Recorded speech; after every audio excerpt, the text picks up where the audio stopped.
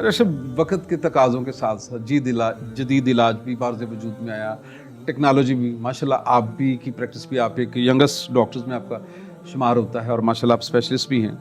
आजकल जो डेंटिस्ट्री है में कौन कौन सी जदीद टेक्नोलॉजी यूज़ हो रही है, और क्या लेज़र डेंटिस्ट्री जो है वाकई कम दर्द और ज़्यादा मौसर इलाज है कि कोई पेन नहीं होती और बगैर पेन के? जी हाँ, जदीद टेक्नोलॉजीज़ में लेज़र, इसमें हार्ड टिश्यू लेज़र होती है, सॉफ्ट टिश्यू लेज़र होती है। सॉफ्ट टिश्यू लेज़र सिर्फ गम्स के को ट्रीट कर सकती है। हार्ड टिश्यू लेज़र आपके जो टूथ है ना, दांत है जो, उसके इनेमल को भी कट कर सकती है। सॉफ्ट टिश्यू लेज़र कॉमन है, हार्ड टिश्यू अभी हमारे यहाँ बहुत ज़्यादा प्रेवलेंट नहीं है, यहाँ पे अभी आई नहीं है बहुत ज़्यादा। और दूसरी बात, फिर आपने टेक्नोलॉजीज़ की बात की तो बहुत सारी एडवांस टेक्नोलॉजी, CBCT जिसे कहते हैं, CT स्कैन होता है को ओवरऑल कैविटी का, ये आ गई है। इंट्राओरल स्कैनिंग है, बहुत सारी टेक्नोलॉजीज़ हैं जो डे बाय डे डेवलप हो रही हैं, और अब तो हर 6 मंथ्स के बाद कोई नई चीज़ आ जाती है जिसको हमें अपग्रेड करना सब। एक ज़िमनी सा सवाल है कि बहुत सब हमने बुजुर्ग हजरात देखे हैं कि जिनके पूरे के पूरे दांत निकल जाते हैं, उनको एक आर्टिफिशियल सी, जिसको आप कहते हैं बीड़, पूरी अगर पंजाबी में बोले तो पूरे, हाँ जी, डेंचर बना के आप लगा देते हैं, और वो जब खाना खा लेते हैं उसको निकाल के वो वॉश भी कर लेते हैं। ये एक टेक्निक ये भी है। दूसरी टेक्निक है कि आप उसको फिक्स लगाया जाता है। ये दोनों में क्या डिफरेंट है? 3 तरीके हैं आपको नकली दांत या आपको नए दांत लगाने के। पहला डेंटल इम्प्लांट्स, जब दुनिया में सबसे ज़्यादा रिकमेंडेड है। जी जी। दूसरा ब्रिज, उसमें 7 वाले दांतों की एडजेसेंट टीथ की सपोर्ट ली जाती है और फिर ब्रिज लगाया जाता है। और फिर थर्ड कम्स, जो आप बात कर रहे हैं डेंचर की, उतरने चढ़ने वाले दांत जो होते हैं। तो वो फिर अगेन बात वही होती है कि पेशेंट की जो अवेलेबल कंडीशन है, जो उसके जो हड्डी किस तरह की है, क्या वो इम्प्लांट लग सकते हैं। एज को भी मद्देनजर रखा जाता है। एज को भी मद्देनजर रखा जा सकता है। ओवरऑल हेल्थ को मेनली आप इस तरह से कह लें कि बाज़ औक़ात लोग 80 साल के हैं लेकिन हेल्दी हैं, वो उनका ऑपरेशन हो सकता है, या 60-65 के हैं लेकिन उतने हेल्दी नहीं है, ठीक हो गया, शुगर है या इस तरह के मामले। तो बहरहाल वो केस सिलेक्शन जो है वो डॉक्टर का डोमेन है, वो डॉक्टर आपको बताएगा कि इसमें क्या ऑप्शंस आपके लिए बेहतर रहेंगे। बहुत अच्छी, वो आपको एडवाइस करेगा चेक करने के बाद। वैसे एक और उर्फ आम में हमने एक सुना है डेंटल इम्प्लांट्स, ये क्या है और किन मरीजों के लिए ये सूदमंद है, फायदेमंद? स्क्रू होता है, जो टाइटेनियम स्क्रू होते हैं, डायरेक्टली आपकी बोन के अंदर लगा दिए जाते हैं। अच्छा अच्छा। ये आपको एक रूट की रिप्लेसमेंट, दांत की जो जड़ होती है, स्क्रू से लगते हैं। हाँ, स्क्रू ड्राइवर से नहीं। अच्छा अच्छा। ये इसके लिए स्पेशल गैजेट्स होते हैं, और ये बड़ा सिंपल, कोई तकलीफ दे नहीं है। मैंने आज भी एक इम्प्लांट सर्जरी करके आया हूँ। आज हमारा थर्सडे था, इम्प्लांट डे था क्लिनिक पे।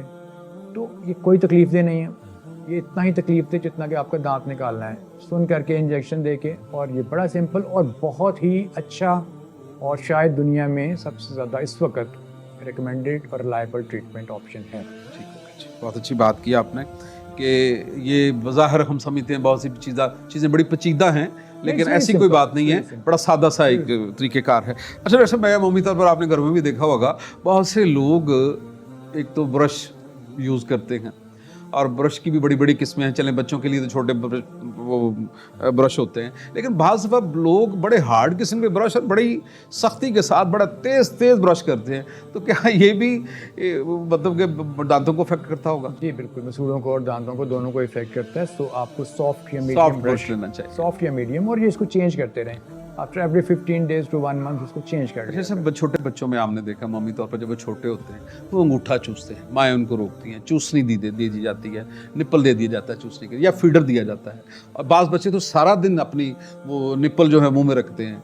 तो अंगूठा चूसना, इसकी क्या वजह हो सकती है? बच्चे को कुछ दांतों में इरिटेशन होती है कि वो अपने दांतों को चबाता है? इट्स अ हैबिट, आदत है, ये आदत है। और अंगूठा चूसना, फीडर लेना, जी जी, और शुगर या चूसनी लेना, जी जी, ये आपके दांतों के लिए भी नुकसानदेह है, आपकी ओवरऑल जो फेस की शेप है इसके लिए भी नुकसानदेह है।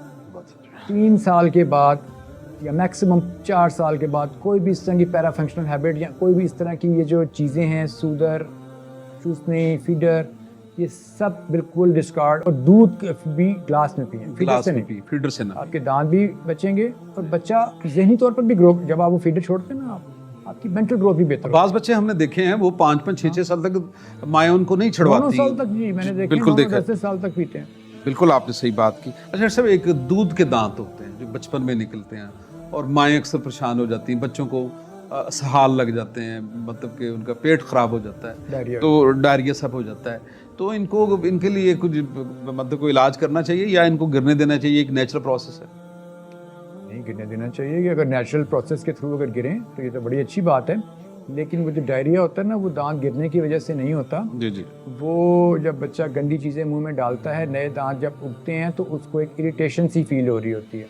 تو جب وہ کوئی ٹیدر یا کچھ چوسنے یا فیڈر منہ میں ڈالتا ہے نا, اس میں جرمز لگے ہوتے ہیں, اس وجہ سے ڈائریا ہوتا ہے. اس میں سے ڈائریا ہوتا ہے جی. تو اس کے لیے کوئی اور ایک امپورٹنٹ بات جو اکثر مجھے سامنے آتی ہے وہ یہ ہے کہ دودھ کے دانتوں کو ہم بالکل ہی نگلیکٹ کرتے ہیں, فار گرانٹیڈ لیتے ہیں کہ اچھا دودھ کے دانت ہیں تو گر جائیں گے. تو جب تک نہیں گریں گے نا تب تک تو منہ میں رہیں گے. جی جی. یہ گرنے کا عمل 6-7 سال کی عمر میں سٹارٹ ہوتا ہے اور یہ 12 سال تک چلتا ہے. تو ان کی بھی کیئر کرنا اتنی ہی ضروری ہے شاید جتنی کہ آپ کے پرماننٹ دانتوں کی کیئر بہت اچھی کرنا. بات کی آپ نے, بڑی اچھی بات. ڈاکٹر صاحب ایک اور یہاں پر سوال ہے کہ عمومی طور پر ہم اپنی صحت کا, سر درد کا بھی خیال کر لیتے ہیں, ساری چھوٹی موٹی, لیکن دانتوں کے لیے ہم کوئی اسپیشل قسم کا مطلب کہ نا کچھ ٹریٹمنٹ نہیں کرتے, یا اس کی صحت کے لیے وٹامن کھانے کی کوشش نہیں کرتے. اس سلسلے میں بہت سے ڈاکٹر ہمیں وٹامن سجیسٹ کرتے ہیں, تو آپ کیا اس کو پروموٹ کرتے ہیں؟ وائٹامن سی جو ہے وہ بلیڈنگ گمز کو, اس کی کمی بلیڈنگ گمز کاز کر سکتی ہے. وٹامن سی یوز کرنا چاہیے. ہاں جی, بہت اچھی بات. وائٹامن سی کی کمی جو ہے وہ کر سکتی ہے, لیکن بہت زیادہ کوئی. اور دوسرا بات یہ, ہاں ایک اور یہ وائٹامن ڈی جو ہے وہ ہم نے دیکھا کہ جن لوگوں میں کیریز زیادہ ہے سم ہاؤ ان میں وائٹامن ڈی کم نوٹ کیا گیا ہے, اور ان چیزوں کو ذرا ہمیں نظر میں رکھنا چاہیے. باقی فلورائڈ ایک اور چیز ہم عمومی طور پر آپ نے بھی دیکھا اپنے پیشنٹ میں بھی, کہ بہت سے ہم نے پیشنٹ دیکھے ہیں جن کے دانتوں کے اوپر دراڑیں پڑ جاتی ہیں. ظاہر دانت پورا نظر آ رہا ہے, اس میں کوئی پین بھی نہیں ہو رہی, لیکن لائنیں دراڑیں پڑ جاتی ہیں. وہ وٹامن ڈی یا کیلشیم کی کمی ہوتی ہے, اس طرح کی؟ نوٹ دیٹ, وہ بچپن میں جب وہ دانت ڈیولپ ہو رہے ہوتے ہیں, فلورائڈ کی زیادتی اور اس ٹائپ کی اور فلوروسس وغیرہ اس طرح کی ایشوز ہوتے ہیں جو آپ کہیں پیدائشی طور پر, وہ جب بچہ ماں کی پیٹ میں ہوتا ہے نا اس وقت سے یہ معاملات چل رہے ہوتے ہیں, اور اس وجہ سے وہ دانت بنتے ہی ٹھیک سے نہیں, ان کا انیمل ٹھیک سے نہیں بنتا, ڈینٹین ٹھیک سے پیدائشی طور پر ہی ان میں وہ کمی رہ جاتی ہے. رشم ایک اور چیز, میں نے ابھی روٹ کینال کی بات کی, تو عمومی طور پر گھروں میں جب ہم دانت نکلوانے کی بات کرتے ہیں تو ہمارے بڑے جو ہیں کہ نہیں اس کو نہ نکلوائیں, تو کیا روٹ کینال کے بعد دانت جو ہیں اسی طرح مضبوط ہوتے ہیں یا اس کا کچھ مضر حضرات اثرات ہیں؟ اگر سکسیزفل ٹریٹمنٹ ہے, جی جی, اچھے ہاتھ سے ہوا ہے, کامیاب علاج ہے, تو یہ بالکل بڑا کامیاب اور بڑے عرصے تک دانت لگے ٹھیک رہتا ہے, اس میں کوئی شک اور اس کو بچا لینا ہی بہتر ہے بہت نکلوانے کی بجائے. رشم ایک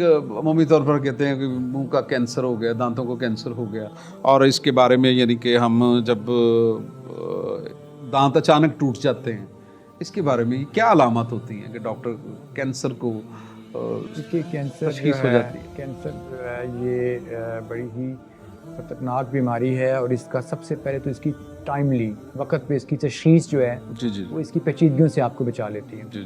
اگر آپ کو منہ میں کہیں بھی کوئی گروتھ کا مطلب ہے کہ کوئی ٹیشو, کوئی لمپ, کوئی اس طرح کی چیز فیل ہو آپ کے منہ میں, کوئی آپ کو لگ رہا ہے کوئی کہیں سے ماس بڑھ گیا ہے, یا آپ کو منہ میں کوئی ایک السر یا کوئی اس طرح کا زخم ہے جو کیور نہیں ہو رہا, ٹھیک نہیں ہو رہا, شوگر کے پیشنٹ میں, شوگر نہ بھی ہو یا ہو, دونوں کیس میں شوگر کا کینسر سے تعلق ذرا کمپیریٹیولی کم ہے, اتنا اس طرح سے نہیں, تو آپ کو ڈاکٹر سے رجوع کرنا چاہیے. ڈاکٹر کیا کرے گا, آپ کو ایگزامن کر کے آپ کی بایوپسی بھجوائے گا لیب کو, کیا یہ واقعی خطرناک چیز تو نہیں ہے. اگر وہ خدا نہ خواستہ خطرناک چیز ہوتی ہے تو پھر اس کو فردر ٹریٹ کیا جاتا ہے, اور اگر کوئی بینائن چیز ہے یا اس طرح کی نہیں ہے تو وہ بھی آپ کو ڈاکٹر بتا دے گا, لیکن اس کو بر وقت اس کا ڈاکٹر تک رسائی ضروری ہے. بہت اچھی بات کی. عمومی طور پر ناظرین ہم لاپرواہی کر جاتے ہیں کہ چلیں کوئی بات نہیں, میں پین کلر کھا لیا, لیکن یہ چیزیں جو ہیں نا ڈاکٹر تک رسائی بڑی ضروری ہے, اور تبھی جا کے یہ بیماریاں قابو میں رہتی ہیں. اچھا ڈاکٹر صاحب ایک اور چیز, یہاں پر مہنگائی کا دور درا تو ہے, لیکن عمومی طور پر یہ سمجھا جاتا ہے کہ ڈاکٹر کی جو ڈینٹسٹ جو ہیں ان کا علاج بڑا مہنگا ہے, یا یہ واقعی علاج مہنگا ہے یا خود ساختہ ڈاکٹرز نے اپنی فیسز کے حوالے سے یا جدید ٹیکنالوجی کو یوٹیلائز کرنے کے حوالے سے یہ مہنگا کر دیا؟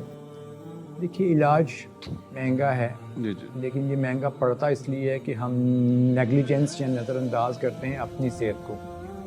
میں اکثر یہ کہتا ہوں کہ dentistry is not expensive, neglect is. تو اب بات یہ ہے کہ جو ڈینٹل میٹیریلز ہیں جو ڈاکٹر نے جو آپ پہ یوز کرنے ہیں وہ سب کے سب امپورٹڈ پاکستان میں نہیں بنتے، پاکستان میں نہیں بن کے آتے ہیں باہر سے، اس پہ اوپر ڈیوٹیز اور سارا وہ جب اب اینڈ پہ کاسٹ کرتی ہے وہ پیشنٹ کو پڑتی ہے۔ اس کے علاوہ جب جو ڈینٹل لیب ہے، جب آپ کے دانت بننے ہیں تو وہ بھی لیب سے بننے ہیں، اس کا بھی ایک اچھا خاصا ایکسپینس ہوتا ہے۔ تو آپ کسی حد تک آپ کی بات بالکل صحیح ہے کہ جب یہ ساری چیزیں سم اپ ہوتی ہیں تو پیشنٹ کو کاسٹ زیادہ پڑتی ہے، لیکن بہرحال ہم اس میں بہت سارے ادارے ہیں جو سبسیڈائز بھی کر رہے ہیں، بہت سارے پرائیویٹ کلینکس ہیں کہ جو ان کو سبسیڈائز کر رہے ہیں ٹریٹمنٹ کو۔ کیونکہ آپ پریزیڈنٹ بھی ہیں میڈیکل ایسوسیشن کے، وائس وائس پریزیڈنٹ ہیں، تو اس حوالے سے آپ نے کبھی کوئی یہ چیز آپ کی میٹنگز میں یا آپ کے آئی ہوں ڈسکشن میں کہ فیسز کا لوگ بہت گلا کرتے ہیں، کیا اس کو کبھی ڈیکریز کرنے کا بھی کوئی گفتگو؟ جی بالکل بالکل، اس پہ بات ہوتی رہتی ہے، اور بلکہ ہم اس میں زیادہ ہمارا جو فوکس ہوتا ہے پاکستان میڈیکل ایسوسیشن کے حوالے سے وہ پبلک اویئرنیس کا کو لے کے ہوتا ہے کہ ہم پریونشن پہ زیادہ فوکس کریں۔ اور باقی یہ ہے کہ ایک چیز میں آپ کو یہاں پہ آپ کے پلیٹ فارم کا فائدہ اٹھا کے میں یہ بات کرنا چاہوں گا، ہیلتھ کارڈ کا سسٹم جو ہے بہت سارے میڈیکل انسٹیٹیوٹ میں، بہت سارے ہاسپٹلس میں ہے، صحیح، بدقسمتی سے یہ ڈینٹسٹری میں ہیلتھ کارڈ نہیں آ سکا، حالانکہ بہت زیادہ ضرورت اس میں ہیلتھ کارڈ سسٹم کی ڈینٹسٹری میں۔ اگر یہ ڈینٹسٹری میں آ جائے، گورنمنٹ پبلک جو نان افورڈنگ کلاس ہے اس کو یہ فیسلٹی پرووائڈ کرے تو میں سمجھتا ہوں کہ بہت بڑا انقلاب آ جائے گا ڈینٹسٹری کے میدان میں، اور پیشنٹس کے لیے جو آپ جیسے کہہ رہے ہیں لو افورڈنگ کلاس ہے، لو سوشو اکنامک اسٹیٹس کے لوگ ہیں، ان کے لیے ہیلتھ کارڈ فیسلٹی اگر یہ گورنمنٹ جاری کر دے تو میں سمجھتا ہوں کہ لوگوں کے اپروچیبل ہو جائے گا، یہ بہت بڑا کنٹریبیوشن ہوگا۔ میں اگر اس پلیٹ فارم کے پہ ہمارے جو صاحب اقتدار ہیں، بہت ساری پازیٹیو چیزیں بھی آج کل ہم دیکھ رہے ہیں معاشرے میں ہو رہی ہیں، ہیلتھ کے حوالے سے بہت ساری پازیٹیو چیزیں ہو رہی ہیں اور اس کا ہمیں ذکر بھی کرنا چاہیے۔ تو یہاں پہ میں یہ ریکویسٹ کروں گا کہ اگر ڈینٹسٹری میں ہیلتھ کارڈ کا، ہیلتھ انشورنس کا گورنمنٹ ایک سسٹم اسٹیبلش کر لے تو یہ پبلک کے لیے بہت آسان ہوگا، بہت اچھا ہو جائے گا۔ جی بالکل جی، ڈاکٹر صاحب نے ایک بڑا خوبصورت میسیج دیا ہے کہ یہاں پر میڈیکل ایسوسیشن کی ذمہ داری ہے، وہاں گورنمنٹ بھی بطور کی بھی ذمہ داری ہے کہ وہ فیسیلیٹیٹ کرے